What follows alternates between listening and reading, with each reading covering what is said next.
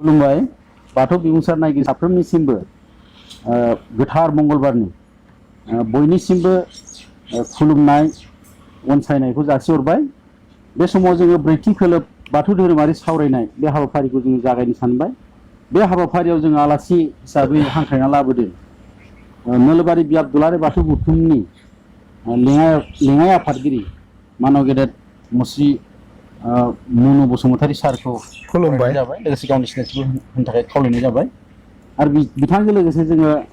हांख्रायनानै लाबोबावदों नोलोबारि बियाब दुलाराय बाथौ गौथुमनि अरायथा दौरि मुस्रि खगेन दैमारि आबौखौ गावनि सिनायथिखौ होनो थाखाय खावलायबाय। लोगोसे बिथांखौ बरायना लानाय जाबाय। दा दिनैहाय जोङो गिबियावनो जोङो मिथिना लागोन मानव गेदेर नोलोबारि बियाब दुलाराय बाथौ गौथुमनि लेङाइ आफादगिरि बिथांनिफ्राय बिथांनो जोङो मोनसे आयदा जोङो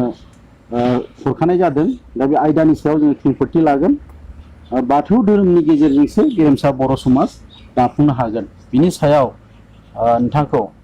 खेंफोरथि होनो थाखाय आं खावलायनाय जाबाय। खुलुमबाय। गिबियावनो बाथौ बिबुंसारनि गासै नायगिरि नोंथांमोननिसिम आंनि गोसो गोरबोनिफ्राय हामग्लायनाय बावहरबाय। आरो दिनै जोंनि नोलोबारि बियाब बाथौ गौथुमनि गाहाय नेहाथारि बिनद बसुमतारी बिथाङा आंखौ बाथौ धोरोमनि गेजेरजोंसो बर' समाजखौ गेरेमसा हारि महरै दानो हागोन बे आयदायाव खेंफोरथि होनो थाखाय हांख्रायहरनायलाय आं बे आयदानि सायाव खेंफोरथि होनो सिगांबाय। दा गेरेमसा हारि मोनसे बुंनाय लोगो लोगो जों बेनि सोदोबथिखौ नायग्रोनांगोन। गेरेमसा हारि माने बेनि सोदोबथिया मा? गेरेमसा हारि मोनसेया नैबेखौनो बुजियो गेरेमसा हारि होनोब्ला जे रांखान्थि, राजखान्थि, सोलोंथाइ, राव, हारिमु, थुनलाइ गासैयावबो गेरेमसा माने गासैयावबो गोग्गोम, जेरावबो उन नङा बेखौनो बुजियो। दा बेबायदि बुजिनायाव जोङो हारिमु, धोरोम, राव, थुनलाइ आरो बायदिसिना रांखान्थि, राजखान्थि, सोलोंथाइ गासैखौबो जोङो बेयाव हमफानाय जायो। अब्लासो मोनसे हारिया आबुङै दावगानाय हारि जायो। दा बेखौनो गेरेमसा हारि होननाय जायो। दा बिदिब्ला जोङो आयदा जिथु होदों, नोंथाङा आयदा जि सावरायनो होदों, बे हिसाबै बर' हारिखौ बाथौ धोरोमनि गेजेरजोंसो गेरेमसा हारि दानो हागोन बेखौ बुंनाय जादों। दा बिदिब्ला जोंनि बर' हारिया गेरेमसा हारि नंगौना नङा जों बेखौ एसे सावरायनांगोन। बे बर' हारिया गेरेमसा हारि नंमारगौना नंमारा? दा बे सोंलुनि जि फिननाय, बे फिननायखौ जोङो थोंजोङै बुंनांगोन जे बियो पार्शियेलि गेरेमसा हारि, माने एसे गेरेमसा। एसे गेरेमसाया जों नैबेनि थाखायनो एसे गेरेमसा होनना बुंनो हायो जे जों बर' हारिहा गावनि आगु असे धोरोम दङ, जायखौ जों बाथौ धोरोम होननानै बुङो। आरो बे बाथौ धोरोमा गावनि निजा, गावनि एखेबारे गुबुननिफ्राय सोलाव लानाय बा गुबुनखौ नायनानै बानायनाय बिदि नङा। बे बर' हारिया जेब्लानिफ्राय बे संसाराव रायजो जाबोदों एबा दंबोयो, बे समनिफ्रायनो बाथौ धोरोमखौ बर'फ्रा फालिबोदों। दा बे जाहैबाय जोंनि धोरोमनि खोथा। जोंहा असे धोरोम दङ आरो लोगोसे हारिमु दङ। हारिमु माने जोंनि बर' हारिनि गाननाय जोमनाय, दख'ना, गामसा, फास्रा बायदिसिना। आरो जोंहा रोजाबनाय दङ, मोसानाय दङ,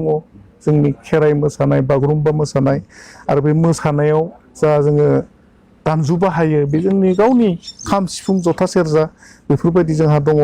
जोंहा आरोबाव कालसार दंबावोमोन मा? सावरि जानाय, सावरि बादालि जानाय, धोरोम खोरोम, बे जिथु मानसि जोनोम जानाय, थैनाय, बेफोराव गासैयावबो जोंहा जोंनि हारिमु दङ, आसार खान्थि दङ। जोंहा राव दङ, बर' राव, जाय रावा दायो भारत संबिधाननि 80 सिडिउलाव थिसनजाबाय। आरो दासिम बे रावा गोबां लिरनाय थुनलाइ महरैबो दावगानो हाबाय भारतारि रावफोरनि गेजेराव। दा बेनिफ्राय बे थुनलाइया दिनै जौगानानै गोबां जोंनि बर' लिरगिरिफोरा बायदिसिना बान्थाबो मोननो हाबाय। दा बे हिसाबै जोंहा राव थुनलाइया जौगालांगासिनो दं। बेनिफ्राय मोनसे जोंहा दंबावो हेरिटेज दङ जोंहा, माने जारिमिनाव साखि दङ। जोंहा जारिमिन गैया, बर'हा आलादा जारिमिन गैया, नाथाय जोंहा हेरिटेज दङ दा बे हिसाबै जोंनि बर' हारिया एसे गेरेमसा हारि दा बेखौ जोङो आबुं मोनसे गेरेमसा हारि होननानै बुंनो हाया मा आयदायाव जों गेरेमसा जानो हायाखै होनोब्ला जोंनि जिथु सोलोंथाइनि गोजौथार सोलोंथाइनि जि हार बे गाहायाव दंथारो माने ल' पार्सेन्टेज अफ हायार एजुकेसन बेनिफ्राय आरो जों राजनैतिक भाबै जेरै जों गावखौ रिप्रेजेन्ट खालामनो हानांगौ जोंनि बर' हारिया जेसेबां थान्दै महरै भारतनि पार्लामेन्टआव दैथायहरजानांगौ बेसेबां जों दैथायहरजानो हायाखै बेनिफ्राय जोंनि राजखान्थि बेनिखायनो जोंनि राजखान्थियारि जि फाउन्डेसन जि खुन्था बे खुन्थाया लोरबां बेनि उनाव जोंहा जि रांखान्थियारि जि एक्टिभिटि इक'नमिक एक्टिभिटि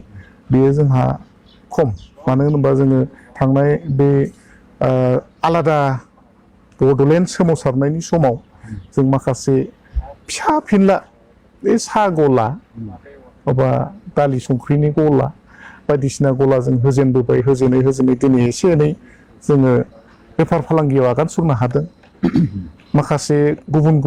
दखान नङाब्लाबो गला नङाब्लाबो गुबुन जिथु रांखान्थियारि एक्टिभिटि बेफोराव बाहागो लानो हादों एसे सोलोंदों सोलोंनायालाय नाथाय बेयो थोजासे नङा जेसेबां रांखान्थि भाबै आगबारिनांगौ बेसेबां नङा बेयो आरो बेनिफ्राय जोंनि धोरोमनि जिथु आगोलनिफ्राय नुबोनाय जि एसिमिलेसन बे एसिमिलेसनाबो गोदो गोबां जालांबाय जोङो गुबुन धोरोमाव थानानै दिनै जोंनि बर'आनो सोरबा दास सोरबा डेका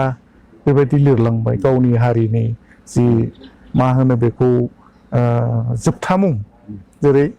धर्मेश्वर दास बिथांनि मुङा हयथ' धर्मेश्वर बसुमतारी बा मा हायनारि बा हाजोआरि बेबायदिमोन नाथाय बिथांमोना बे एसिमिलेसननि थौआव गब'नानै गुबुन जोबथा मुं लिरनो गोनां जादोंमोन आरो बिथांमोना रावखौबो खोमानानै लानो गोनां जादोंमोन थिग बेबायदिनो धोरोमावबो जोङो एसिमिलेसननि जि उनथुम जानायाव थानानै जोङो धोरोमखौबो गुबुन धोरोम लानो गोनां जादोंमोन एसिमिलेसना बै समाव एसे बुरजायैनो दङमोन बै समाव माने मास एसिमिलेसन जादोंमोन नाथाय दाबो बियो जोबनानै थाङाखै दाबो बियो जागासिनो दङ दायो गुबुन रोखोमै जायो आरो गोदोनो एसे गुबुन रोखोमै जायोमोन दा थिग बेबायदिनो जों बिनिफ्रायबो आबुं जानो हायाखै दा बेखायनो जोङो आबुं मोनसे गेरेमसा हारि नङा बर'आ दा बेखायनो जे आयदा जों सावरायदों जे बाथौ धोरोमनि गेजेरजोंसो बर' हारिखौ मोनसे गेरेमसा समाज दानो हागोन बेखौ जि सावरायनो होदों बे आयदायाव आं बेखौनो बुङो जे बाथौ धोरोमनि गेजेरजों बर' समाजखौ गेरेमसा हारि दानो हागोन बे बाथ्राया सैथो गासिबो कभार जाजोबाब्लाबो रांखान्थिनि खोथायाव आरो बेनिफ्राय गुबुन सोलोंथाइनि खोथायाव बे आयदाया कभार खालामाब्लाबो नाथाय गोबां आयदायावनो बे कभार खालामो बेखायनो बे बाथ्राया सैथो जे बाथौ धोरोमनि गेजेरजोंसो जोङो मोनसे गेरेमसा बर' समाज दानाया जाथाव एबा दानो हागोन जोङो दा बिदि खालामनोब्ला जों मा खालामनांगोन बे जोंनि जिथु उइक पइन्टस जोंनि जिथु लोरबांथिफोर बे लोरबांथिफोरखौ जोङो गोसो होनानै जोङो बेखौ बोखारनानै लानांगोन बेखौ जोङो पजिटिभ खालामनानै लानो हानांगोन जेरै एसिमिलेसन नाम्बार 1 एसिमिलेसना जि दासिमबो सोलिगासिनो दङ जोङो जोंनि जि बे मुलुगाव बुहुमावनो होनजायो बे बुहुमाव मोननै गाहाय धोरोमा जाबाय इस्लाम आरो ख्रिस्टियानिटि दा बिथांमोना मोनसे गावसिनि स्ट्रं नेटवर्कनि गेजेरजों धोरोमखौ फोसावो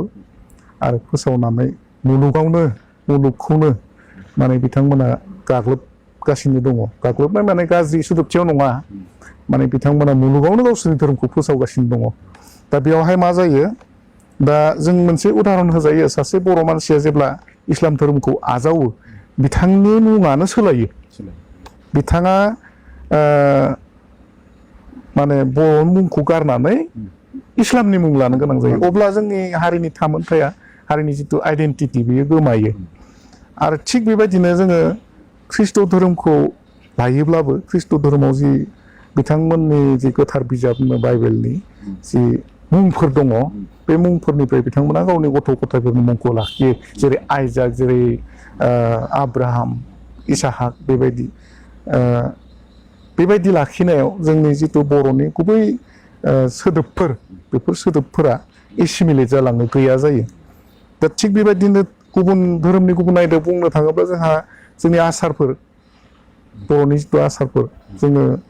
गुबुन गुबुन धोरोमनि माखासे फालिनायफोरखौ बजबना लानानै गावनि धोरोमनिखौ एसे खम माने एसे बिबांखौ खमायनानै बेखौ गलाय मोनदेर खालामनानै उनावहाय बे मा जादों जों बबे जोंनिमोन बबे जोंनि नङामोन बेखौ जों सिनायनो हाया जायो आरो जों बेखौ उनावहाय फोसाबनो बेले बेजे मोनगासिनो दङ दा बेखौ जोङो बे एसिमिलेसन जानायखौ जोङो होबथानो बे गोरलै खामानिबो नंद्राया नाथाय जों बेखौ नाजानांगोन जोंनि साफ्रोमबोनि बर' सुबुंफ्रा मुंफोरखौ बर'आव दोननो नाजानांगोन बा बे मोनसे सेन्टिमेन्ट जानांगोन जे गावनि गथ'नि मुंखौ आइजाक दोनगोन ना इसान दोनगोन बा आब्दुल दोनगोन ना आबिर दोनगोन बेबायदि मोनसे गोसोआव लानांगोन बिनिफ्राय जोंहा जि रांखान्थि एक्टिभिटि इक'नमिक एक्टिभिटि जों बेवहाय जों बेखौ माबारनो जोङो माबानांगोन खालामनानै लानांगोन जोङो माने गासिबो मानसियानो इक'नमिकेलि एक्टिभ जानांगोन बेखौ जों दायो नुनो मोनदों जोंनि जि बाथौ धोरोमाव गोदो गोदाय जोङो बेबायदि जि अर्गेनाइज गैयामोन जों बेखौ अर्गेनाइज खालामनाय जायामोन जोंहा जिल्ला आफाद गैयामोन आनसलिक बियाब आफाद गैयामोन आरो जोंहा महासभा गैयामोन बे समाव जोङो जेबो बेबायदि रांखान्थिनि जेबो बुथुमनायनि जेबो गोनांथि जायामोन नाथाय दायो जों नुनो मोनबाय जोंहा गोबां रांखान्थिनि गोनां फोसावनाय गुबुन गुबुन हादराव मुलुगनि गुबुन गुबुन हादराव जों फोसाबनाय आरो फोसावनाय खामानियाव थांनो गोनां जायो बेफोराव जोङो जि रांखान्थि दान लानो गोनां जायो बै दान लानो गोनां जानायनिफ्राय मानसिफोरनि गोसोआव मोनसे दान होनायनि सेन्टिमेन्ट जाखांफैबा बिथांमोना बे दानखौ हरनोब्ला इक'नमिक एक्टिभिटि लानांगोन बेजोंनो जोङो मा खालामनो हादों एसेब्लाबो जोङो इक'नमिक एक्टिभिटिखौ बारायनो हादों थिग बेबायदिनो बेखौ जोङो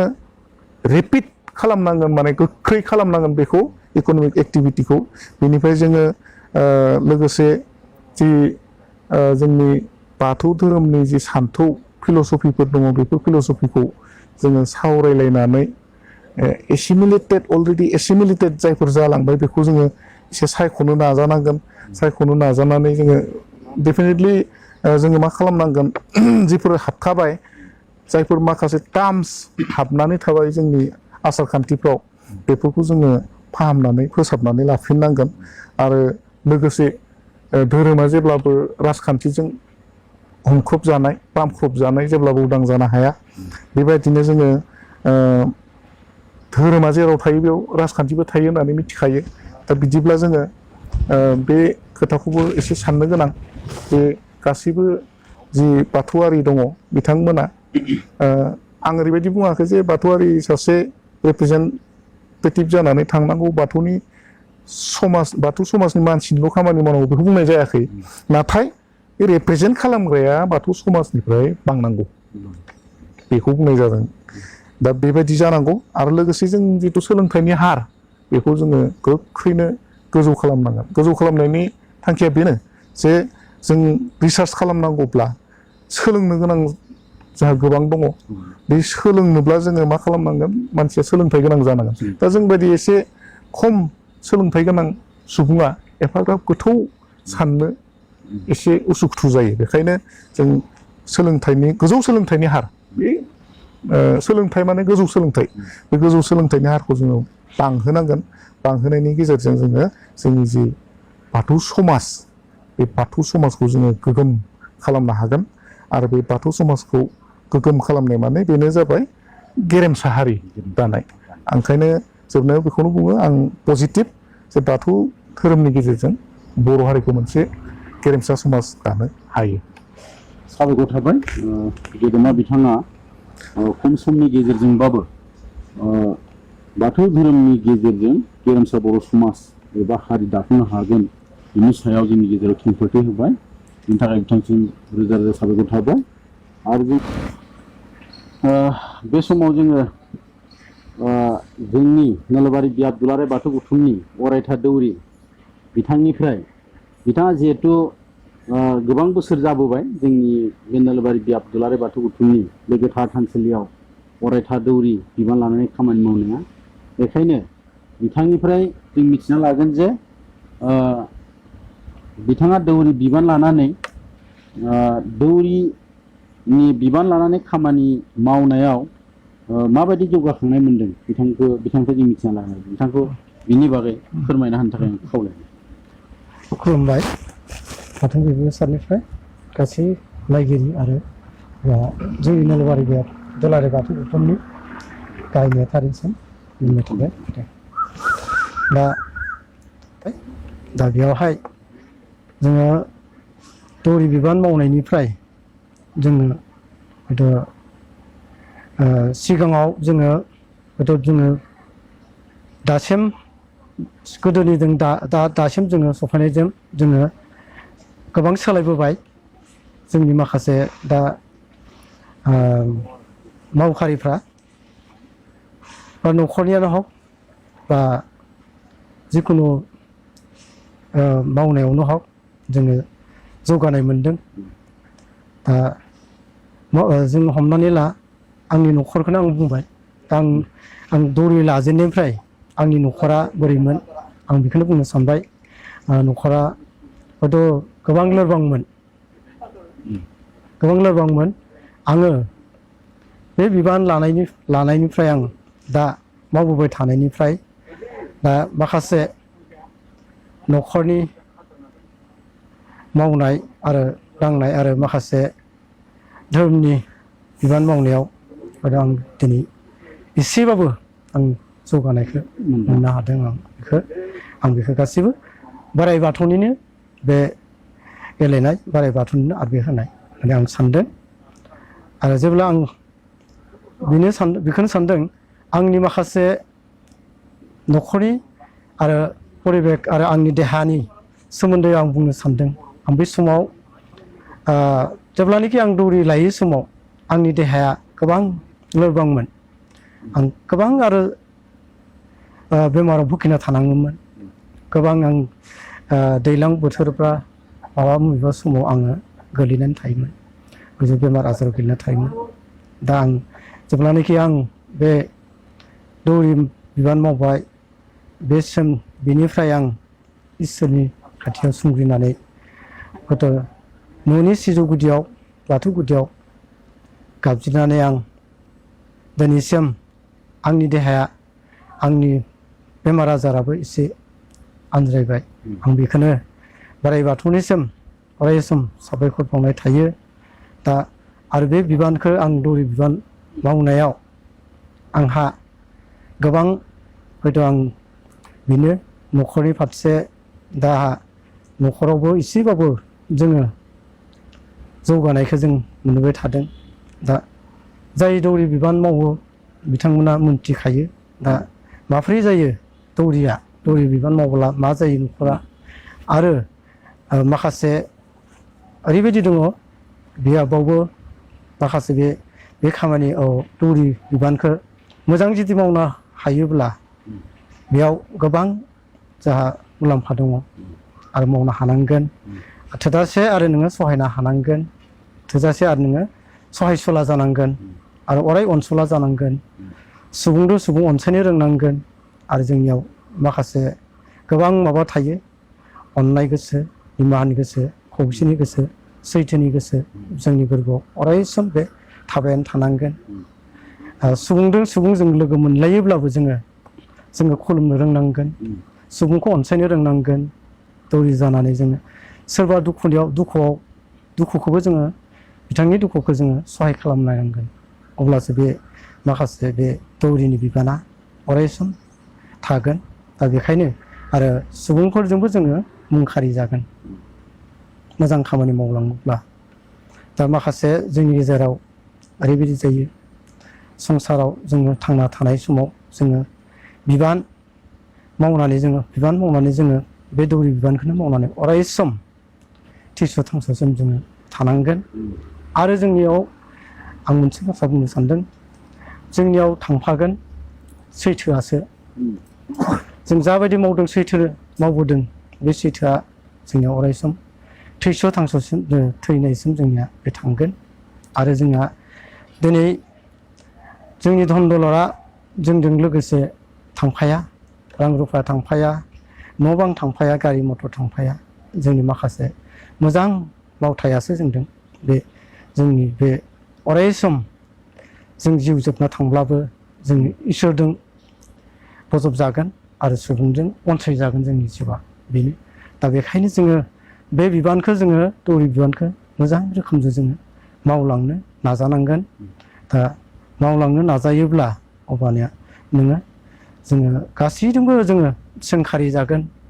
बिथाङा रुंसारि जानानै थांबाय दौरिया अब्लाबो बिथाङा मुंखारि जाबाय थागोन बे बिबानाव मावनायाव बिथाङा मोजां खामानि मावलांबाय होननानै बेखाय जोङो बेखौ सोंखारि जाबाय थागोन थेवब्लाबो बेबायदि खामानिखौ मावलांनो थाखाय जोङो अरायसम जोङो सहायसुला जानांगोन आरो जोंनि गोसोआ अरायसम बाहि जानांगोन दा गुबुनखौ जोङो हिंसा खालामनो मोना आरो गुबुनखौ जोङो बाथ्रा बुंनानै जोङो दुखु होनो मोना जोंनि दौरिया आरो फोलायनो मोना बाथ्राफोरखौ जोङो बेबायदि हिंसा बायदिसिना बेफोरखौ जोङो नागारनांगोन जोंहा मोजां जोंनि आखुथायखौ मोजां जोङो देखायलांनांगोन आरो जों अरायसम जोङो बे दौरि बिबानखौ जिउ जोबजासिम मोजां मावनानै थांनांगोन संसाराव जोङो आफा इसोरजों जोङो रुंसारि जाना थांब्लाबो जोंनि सिया बोराइ बाथौजों रुजुफानांगोन अब्लानिया जोङो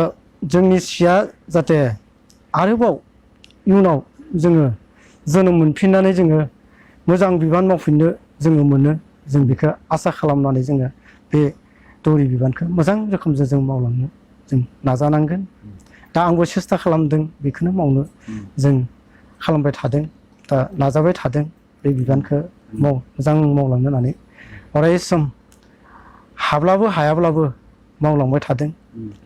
दान्दिसे सम माबाफोर जायोब्लाबो आं समखौ होजोबनो हायाब्लाबो दसे समबाबो आं फैनानै आं महाबा सोरबाफोर लिंहरब्लाबो आङो माने थांनो हायाब्ला माने दुखु मोनो थांनो हायाबानो दुखु मोनो लिंहरदोंब्ला माबा मोनसे सोरबा जाथाय जादोंब्ला बेयाव थांनो हायाबानो माने गोसोआ माने सुखुवा माने देहाखौ माने देहा एसे लोरबांबाबो माने थांनो लुगैयो दा बेयाव बेखायनो आंनि गोसोआ माने दौरिनि गोसोआ माने गुरै जानांगौनो अरायसम माहि जानांगौनो दा बेखौ बुंदों जोंनि गेजेराव माखासे गुरुफ्रा जोंनो होलांदों दा बे गुरुनि बायख्यफोरखौ जोङो मोजां मावलांनो हायोब्ला जों बे बिबानखौ जोंनियाव माखासे जोंनियाव गोबां न'खरनिफ्रायबो लानानै दा बियाबावबो लानानै बे खामानिया दा मोजां मावलांनायजों जौगालांनो हागोन दा आं आखा खालामदों साबायखर थाबाय दा दौरि आबौआ दौरि बिबान लानानै बेसेबां सोलायनो हादों बा बेसेबां जौगाखांखो बिनि सायाव दौरि आबौआ जोंनि गेजेराव फोरमायना होबाय बिनि थाखाय आं साबायखर थाबाय आरो माबायदि जानांगौ बिनि सायावबो बिथाङा फोरमायना होबाय बिथाङा दौरि बिबान मोननायनि उनाव आगोलाव माबायदिमोन आरो दौरि बिबान लाखांनायनि उनाव दा मा परिबेकआव सफैखो दा बिथाङा गावनि गेजेराव गावनि बाथ्राबो बिथाङा जोंनि गेजेराव फोरमायना होबाय गोबां सोलायनो आरो गोबां जौगाखांनाय मोनदों बिथाङा जोंनि गेजेराव फोरमायना होबाय बिनि थाखाय आङो दौरि आबौनिसिम रोजा रोजा साबायखर बावबाय बे समाव जोङो ब्रैथि खोलोब बाथौ धोरोमारि सावरायनाय बे हाबाफारिखौ जोङो फोजोबथ'नो सानबाय बाथौ बिबुंसार नायगिरि साफ्रोमनिसिमबो जोंनि बे सावरायनायाव माबाफोर थालांबायबा नोंथांमोनखौ सुद्रायना हरनो थाखाय आङो खावलायनाय जाबाय आरो नुवाथारि आनान गसाइ बोराइ बाथौआ बयनिबो जिउआव देरहासारनाय आरो गोजोननाय हरथों बेखौ आर'ज गाबनानै आरो बेयाव दिनैनि सावरायनाय हाबाफारियाव बाहागो लाफैनाय आलासि गेदेमा बिथांमोनखौबो साबायखर बावनानै दिनैनि सावरायनाय बे हाबाफारिखौ एसेयावनो फोजोबनाय जाबाय गोजोन्थों। गोजोन्थों।